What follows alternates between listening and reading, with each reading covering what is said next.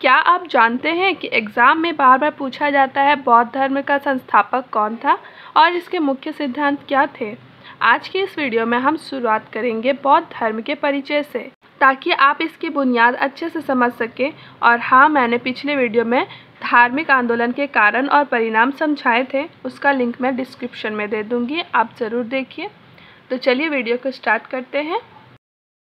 बौद्ध धर्म, महात्मा बुद्ध का जीवन परिचय। ठीक है, महात्मा बुद्ध के जीवन परिचय से हम इसकी शुरुआत करते हैं। महात्मा बुद्ध के जीवन चरित्र पर अनेक बौद्ध ग्रंथ जैसे ललित विस्त्र, बुद्ध चरित्र, महावस्तु व सुत्तनिपात से प्रकाश पड़ता है। महात्मा बुद्ध की जन्म तिथि के विषय में विद्वानों में मतभेद है, परंतु अधिकांश विद्वान इसे ईसा पूर्व 563 ही मानते हैं। महात्मा बुद्ध का जन्म कपिलवस्तु के पास लुम्बिनी वन में हुआ था। देखिए, जो भी अंडरलाइन कर रही हूँ वो सारे इम्पॉर्टेंट है।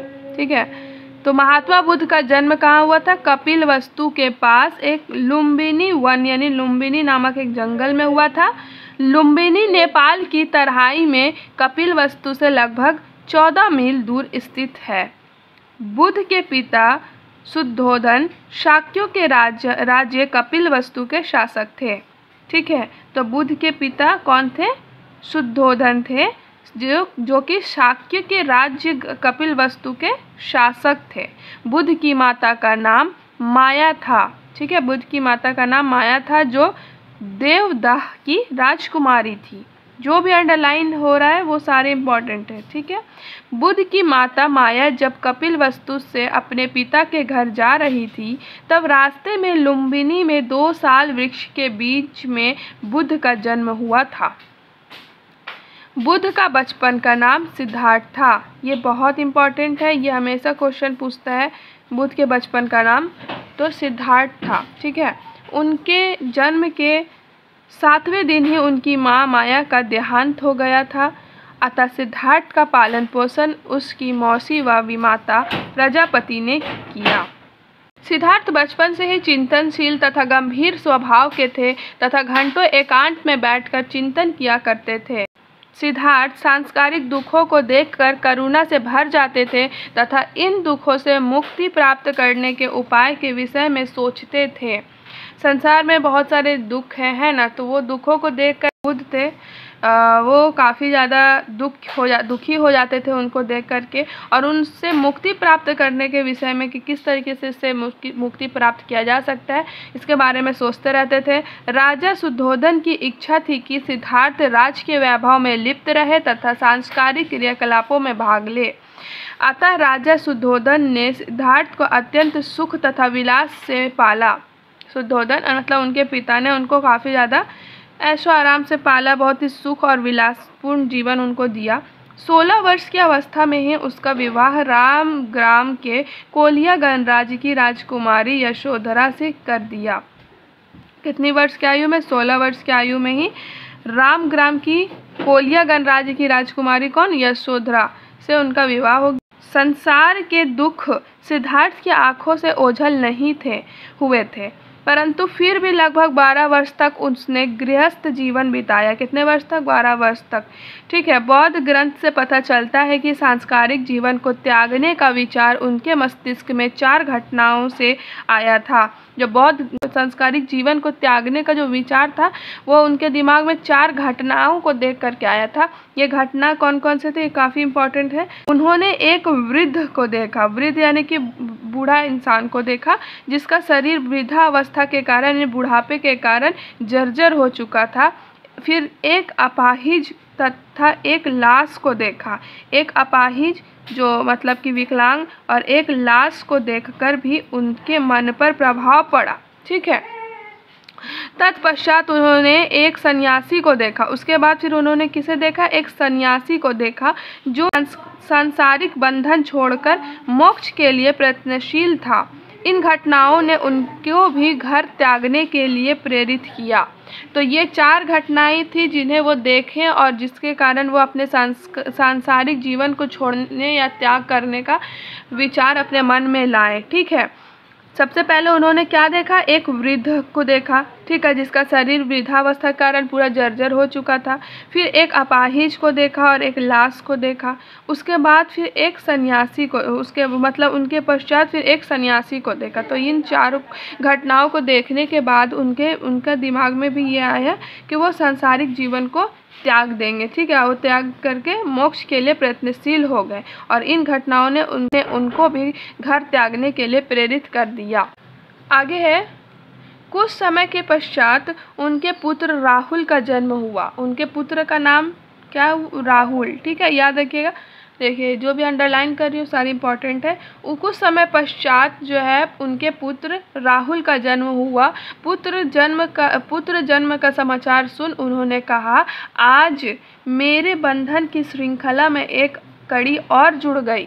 ठीक है, एक कड़ी और जुड़ गई। यद्यपि उन्हें समस्त सुख उपलब्ध थे, सारी सुख सुविधाएं उन्हें उपलब्ध थी, ठीक है, सिद्धार्थ को, लेकिन फिर भी किंतु शांति प्राप्त नहीं थी। अतः एक रात यह यशोधरा तथा राहुल को सोता छोड़ ज्ञान की खोज में निकल पड़े। यानी अपनी पत्नी और अपने बेटे को छोड़ करके, सोता छोड़ करके ही वो ज्ञान की खोज के लिए निकल पड़ते हैं। ठीक है, अब यहाँ पर एक प्रोफेसर है जिनका नाम है प्रोफेसर कौशाम्बी का विचार है कि सिद्धार्थ के इस प्रकार गृह त्यागने का एक राजनीतिक कारण भी था। इनके अनुसार एक राजनीतिक कारण था। वो क्या? कि शाक्यों के समीप ही कोलियों का राज्य था। जो शाक्य थी, शाक्य और कोल ये जो राज्य थे, इन दोनों राज्यों के बीच में कौन सी? रोहिणी नदी थी। ठीक है, जिसके पानी को लेकर इन राज्यों में झगड़ा रहता था। सिद्धार्थ इस पारस्परिक शत्रु से अप्रसन्न थे, यानी कि जो शत्रुता चल रही थी शाक्य और कोलियों के बीच में, तो इससे सिद्धार्थ जो थे वो मतलब कि खुश नहीं थे। कोलियों पर आक्रमण का उत्तरदायित्व तो सिद्धार्थ को सौंपा गया तो उन्होंने इनकार कर दिया। यानी कि जब मतलब कि कोलियों पर आक्रमण करने के लिए जो है मतलब सिद्धार्थ को कहा गया तो उन्होंने जो है ये इनकार कर दिया, यह सोचकर कि कदाचित उसके इस कृत्य से उसके पिता उसे राज्य से निष्कासित कर देंगे। सिद्धार्थ ने स्वयं ही घर छोड़ दिया, किंतु सिद्धार्थ द्वारा घर छोड़ने का यह कारण तर्कसंगत प्रतीत नहीं होता है। यानी कि जब उनके पिता ने या फिर उन्हें जो है उनके पिता ने मतलब कि आक्रमण करने के लिए, कोलियों पर आक्रमण करने का उत्तरदायित्व तो उनको दे दिया, तो उन्होंने मना कर दिया। और उन्हें पता था कि ऐसा करने से उनके पिता जो है उनके राज्य से निष्कासित कर देंगे, निकाल देंगे। फिर सिद्धार्थ ने स्वयं ही जो है खुद ही अपना घर वो छोड़ दिया। लेकिन जो ये बात बोली जा रही है, ये सिद्धार्थ द्वारा घर छोड़ने का जो ये कारण बताया जा रहा है, ये कोई तर्कसंगत प्रतीत नहीं होता है। ठीक है, आगे देखते हैं।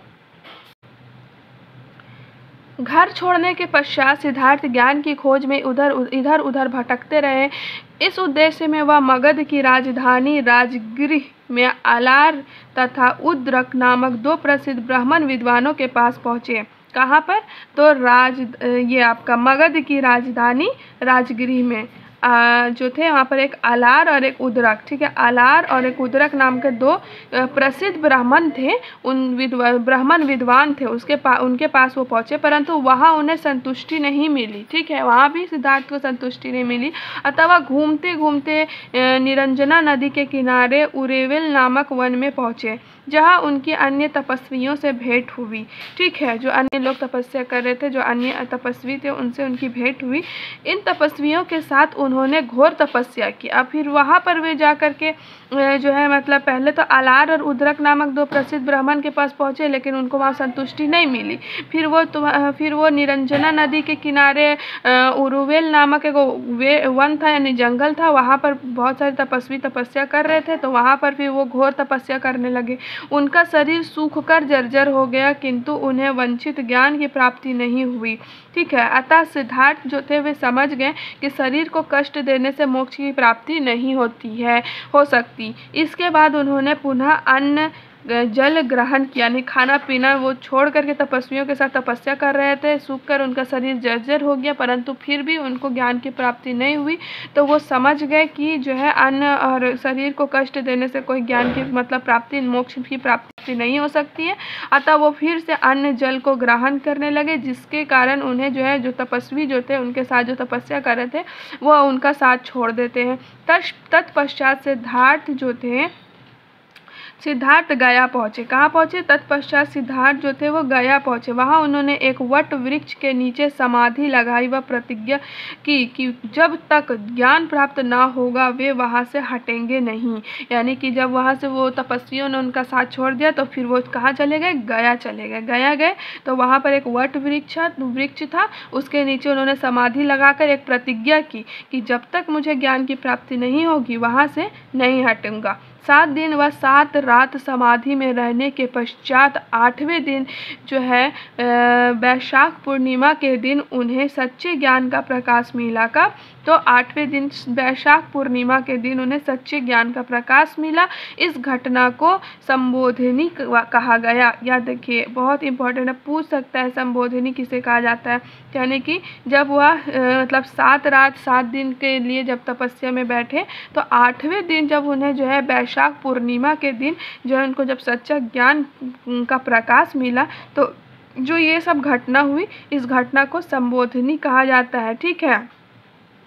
जिस वृक्ष के नीचे उन्होंने ज्ञान प्राप्त किया था उसे बोधि वृक्ष तथा गया को बोध गया कहा जाने लगा। देखिए, पूछा जा सकता है कि गया को बोध गया क्यों कहा जाता है, तो यही है इसका कारण कि जिस वृक्ष के नीचे यानी कि वट वृक्ष के नीचे वो मतलब कि समाधि लगाए थे अपना, तो जिस वृक्ष के नीचे उन्होंने ज्ञान प्राप्त किया है ना, उसे बोधि वृक्ष कहा जाने लगा और साथ ही साथ गया को जो है बोध गया कहा जाने लगा। ठीक है। सिद्धार्थ को भी इस घटना के बाद महात्मा बुद्ध यानी कि जागृत कहा जाने लगा। ज्ञान प्राप्त होने से महात्मा बुद्ध ने जीवन का ऐसा मार्ग खोज निकाला था जिसका पालन समय स्थान व विद्यमान संस्कृति की परवाह किए बिना किया जा सकता था। यानी कि जब बुद्ध को ज्ञान का प्रकाश मिला तो उन्होंने जो है एक ऐसा मतलब कि एक ऐसा रास्ता खोज निकाला जिसका पालन जो है वो समय स्थान और विद्यमान संस्कृति यानी कि जो संस्कृति चली आ रही है उसकी परवाह किए बिना, इन सब चीज़ की परवाह किए बिना किया जा सकता था। ठीक है। उन्होंने दुखों को दूर करने व मुक्ति के मार्ग को ढूंढ निकाला था। उनके इस मार्ग को माध्यम मार्ग कहा जाता है। याद रखिएगा, उनके इस मार्ग को माध्यम मार्ग किसे कहा जाता है? तो दुख को दूर करने और मुक्ति के मार्ग को ढूंढ निकाला था। इसी मार्ग को क्या माध्यम मार्ग कहा जाता है। महात्मा बुद्ध का विचार था कि शरीर को कष्ट देने से अथवा अत्यंत भोग विलास में रहने से मुक्ति प्राप्त नहीं होती। मनुष्य को इसके मध्य का मार्ग अपनाना चाहिए। शरीर को कष्ट दे करके भी मुक्ति प्राप्त नहीं हो सकती है और साथ ही साथ भोग विलास में रह करके भी मुक्ति प्राप्त नहीं हो सकती है। अतः हमें इन दोनों के बीच का जो मार्ग है, इन दोनों के बीच के मार्ग को अपनाना चाहिए और इसी मार्ग को माध्यम मार्ग कहा गया है। महात्मा बुद्ध का उद्देश्य मात्र स्वयं ही ज्ञान प्राप्त करना नहीं था, मतलब कि अब उन्हें ज्ञान की प्राप्ति हो गई, परंतु उनका उद्देश्य यह नहीं था कि उन्हें सिर्फ खुद ही ज्ञान प्राप्त करना है। ठीक है। उनका सिर्फ स्वयं ही ज्ञान प्राप्त करने का उद्देश्य नहीं था, वह अन्य लोगों में भी अपने ज्ञान का प्रसार कर उन्हें दुखों से मुक्त करना चाहते थे। वो चाहते थे कि मतलब कि जो है ये ज्ञान दूसरों तक भी पहुँचे और दूसरे लोग भी मतलब दुख से मुक्ति प्राप्त कर सके। ठीक है। अतः महात्मा बुद्ध ने काशी की ओर प्रस्थान किया। अब उन्होंने जब उन्हें ज्ञान की प्राप्ति हो गई तो फिर वो कहाँ चले गए? काशी की तरफ वो प्रस्थान किए, काशी की ओर निकले तथा ऋषिपतन मतलब कि सारनाथ पहुँचे। ठीक है। ऋषिपतन यानी कि सारनाथ पहुँचे। सारनाथ में महात्मा बुद्ध ने सर्वप्रथम 5 ब्राह्मणों को उपदेश दिया। अब सबसे पहले जब मतलब कि काशी के लिए रवाना हुए तो फिर वो कहाँ पहुँचे? सारनाथ पहुँचे। सारनाथ में सबसे पहले उन्होंने जो है किन्हें 5 ब्राह्मणों को उपदेश दिया। सबसे पहले किसे उपदेश दिया? 5 ब्राह्मणों को उपदेश दिया। ये ब्राह्मण महात्मा बुद्ध के महात्मा बुद्ध से बहुत प्रभावित हुए तथा उनके शिष्य बन गए। जब उन्होंने पहली बार 5 ब्राह्मणों को उपदेश दिया तो ये 5 ब्राह्मण जो है काफ़ी ज़्यादा मतलब कि प्रभावित हुए उनके बातों से, उनके उपदेशों से, तो वे उनके शिष्य बन गए। इन शिष्यों को पंचवर्गीय कहा जाता है। देखिए, पंचवर्गीय किसे कहा जाता है?